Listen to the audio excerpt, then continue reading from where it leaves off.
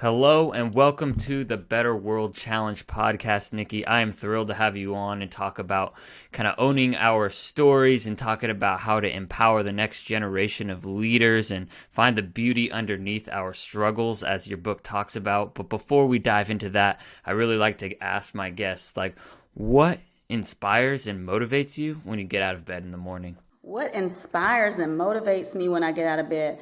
I think just being able to live another day. And I consider that like a blank page to your story. Each day is like a new page. You can start no matter what happened the day before, it's almost like you can start anew with each day. So I get excited about the opportunities that are presented in each day, the miracles that I find in each day, because I wake up with this heart full of gratitude, just knowing that, wow, I'm still here, and look at the work that I'm doing. And so I enjoy the work that I do. I enjoy the life that I live.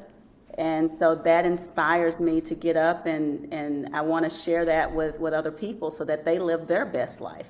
That's wonderful. And yeah, writing our own stories and pages every single day and a day at a time. And that leads me into my next question of can you tell us about the journey to get to where you are in this exact moment? You've been a principal, you're a published author, you're a motivational speaker. It seems like you've done it all. So, can you talk a little bit more about your story to get to accomplish all those things and be? So the funny thing, Justin, is I get inspired by myself and my accomplishments because I know where I came from. I was this little shy girl. I grew up in a small town in East Texas called Karnak, Texas, and I didn't see myself doing anything. The things that I'm doing now, I didn't see that for myself. As a matter of fact, I struggled with my thoughts, negative thoughts, and that followed me for a majority of my life. I mean, even into my adult life, into my marriage, where I would live in these dark places and I didn't know how to get out. And so when I started to read more books about, thinking and how our thoughts are not a part of us, and I started to really study thoughts and understand that I get to create the world I live in, and I can change the perceptions of the world by simply changing the meaning I've assigned to things that have happened in my life. And it's almost like I woke up and I just started to live life. And after just practicing some of the things like taking 100% responsibility, it sounds simple, right? But that there's so much power in taking responsibility. And once I was able to do that and stop blaming my parents, my childhood, and everything else that I saw at fault for the world that I was living in right now, when I started to take ownership, my world began to change. And so I wanted to do more and more and more. So I became a principal.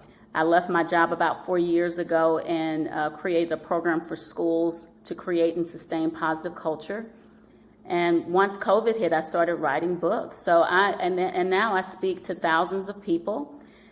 Never saw myself as a motivational speaker because, like I said, I was this shy person. So I'm inspired by my own actions and just the things that I see that I can do that I never in a million years thought I'd be able to do.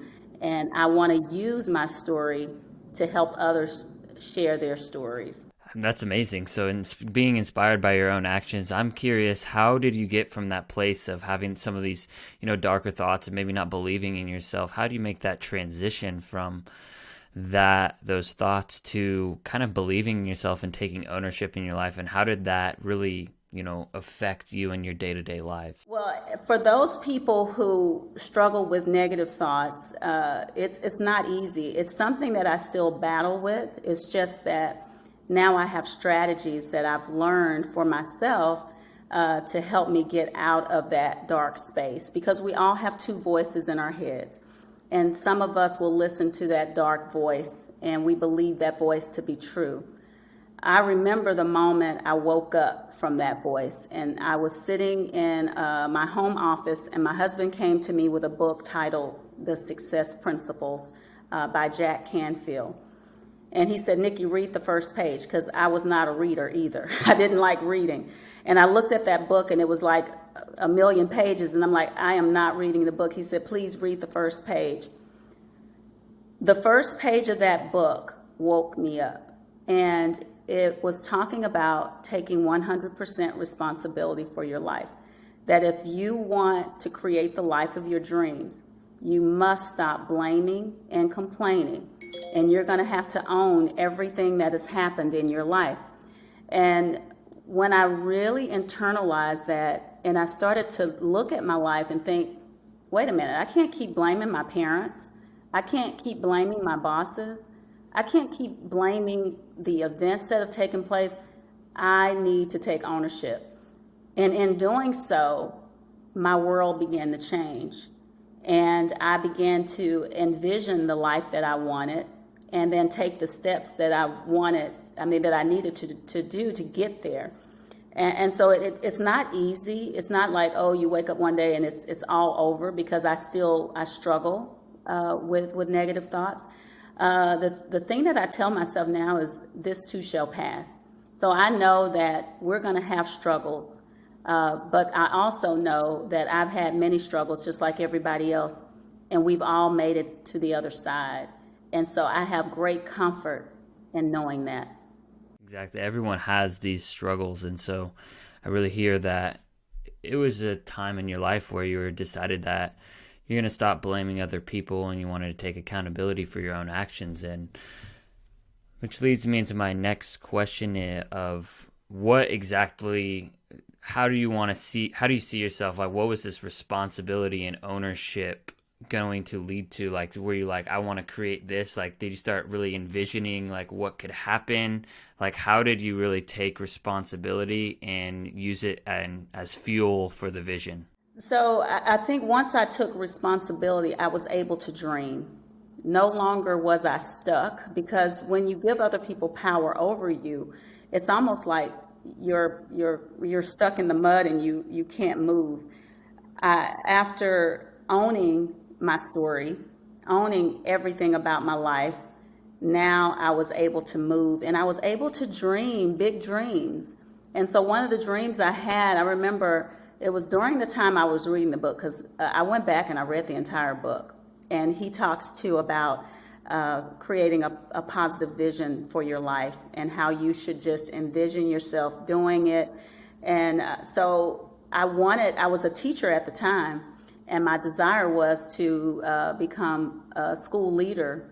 And there was a principal position available, and a assistant principal position. And I applied.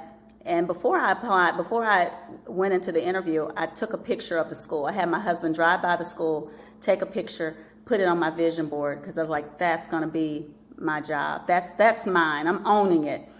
Well, Justin, I went into that interview and I killed it. I could tell, how you killed an interview, because everybody's heads are nodding, they're smiling.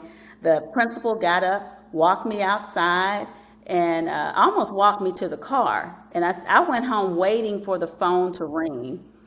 Instead, I got an email, that dreaded email you get from an interview saying, thank you for your time, but we've decided to go with another candidate. For some reason, I deleted that, because I said, this is not for me. I deleted that email so immediately, because after, I thought about what had transpired, I wanted that email for evidence, but I deleted it. And I'm going to tell you, a week later, I had a call from the superintendent's office, and he wanted to see me. And I thought, what is this about? Okay, so you need to act as if this is a real interview. So I go into the superintendent's office, not knowing what to expect. And he does a little small talk, and he says, hey, how's it going? And then he turns the conversation and he says, so are you ready to be an assistant principal? And I'm like, what? He said, well, the school where you interviewed, we have double the students now. So we not only need one assistant principal, we need two. And since you were number 2 on the list, we're going to offer you that position. I was floored, because here I am practicing these new ideas, these new principles that I was learning. And by putting these things into practice, I saw miracles start to happen in my life. And because of those miracles, it kept pushing me to do more and to do more and to do more. And I see those show up all the time because I'm not afraid to take risk. I'm not going to say I'm not afraid, but I know in order to get a change or to get the change that I want in my life, I'm going to have to do some things that I may feel a little bit uncomfortable with.